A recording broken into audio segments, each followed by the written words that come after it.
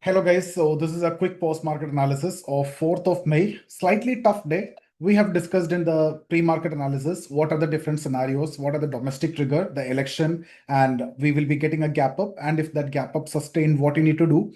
And once the things are clear, then what we need to do. Everything is discussed and everything is positive.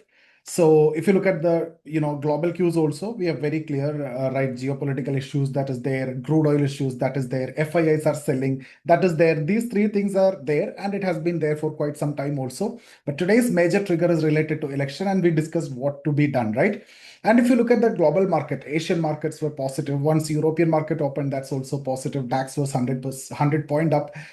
So today is a classic example of, you should not be chasing the news, you should be chasing the price, right? So what our market is doing, just if I need to put it in a very simple terms, if the price is above 20 ma, just think about buying only.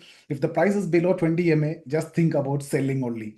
So it's a classic exhibition, I would say. Today's price action, you just follow the price, everything else will be reflected in the price. Even there are positive things outside, but your market may just get sold into because FIIs are in a selling mode. When things are entirely negative also, you might be seeing good buying in the market because DIAs are buying anyway.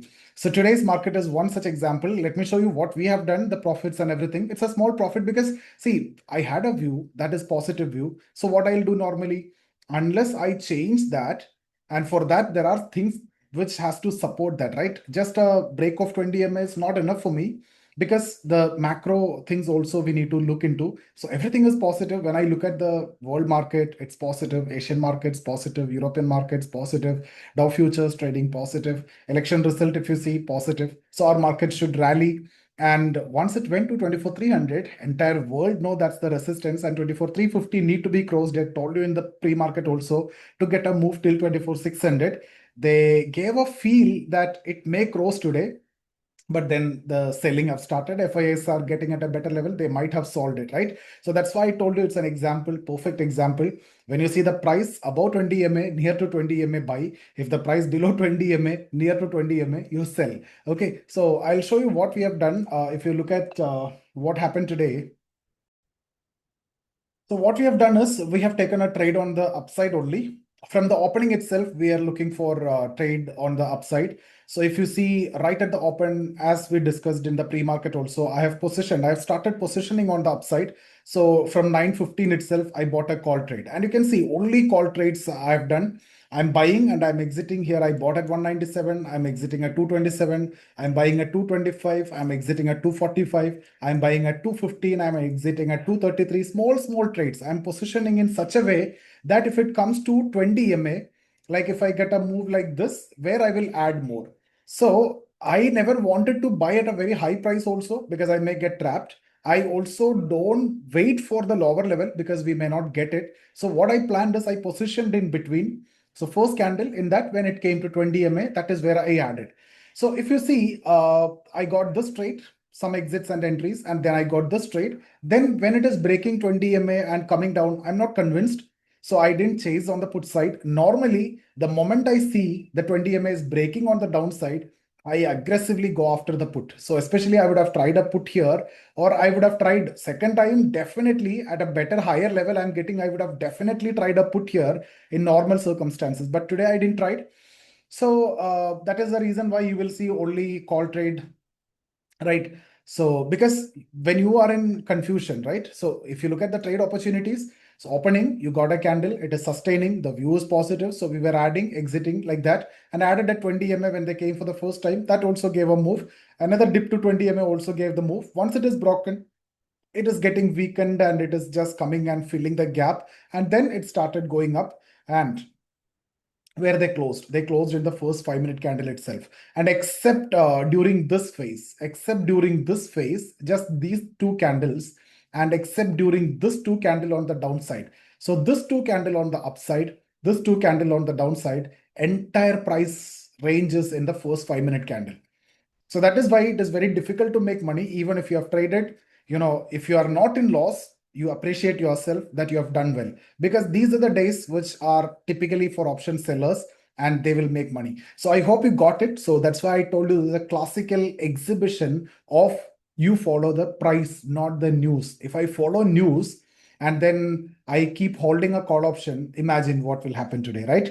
And even not only the domestic trigger, world market also looking good, but that's when they used it as an opportunity to sell off or to keep it in the range so that tomorrow's expiry and today afternoon, especially if you look at it, the premium decays more, and call premium was very expensive also in the morning. If you see 24,200 at that time when the Nifty was at 24,200, at the money call and put is trading with a difference of 50 rupees.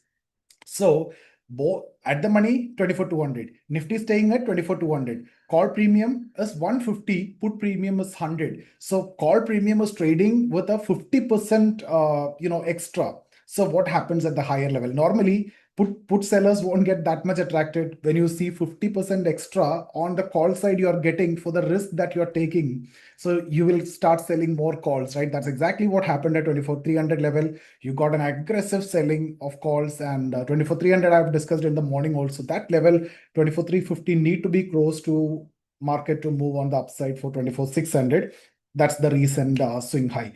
So that's why it's a tough market when you don't get a clue, when you are confused, better not to trade. That's exactly what I did. I have a very good selling position. So right at the opening itself, I started selling put. When it went to 24,300, I started selling aggressive calls also. And when it is coming down, the calls also giving good profit, the puts also giving good profit, and then it is bouncing and closing in the middle. Both call and the puts are giving profit. So selling positions are really good.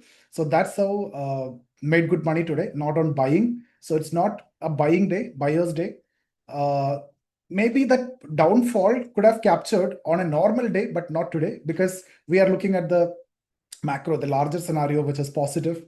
But when you look at the price action, it is negative. So you have that confusion. During such scenarios, it's better just watch, avoid trading, right? So again, let me tell you, these are the days you will realize the importance of even, you know, avoiding the news also. You don't want to look at the news because price may not necessarily move always based on the news. But by looking at the price, you can trade and make money. So chart alone is enough.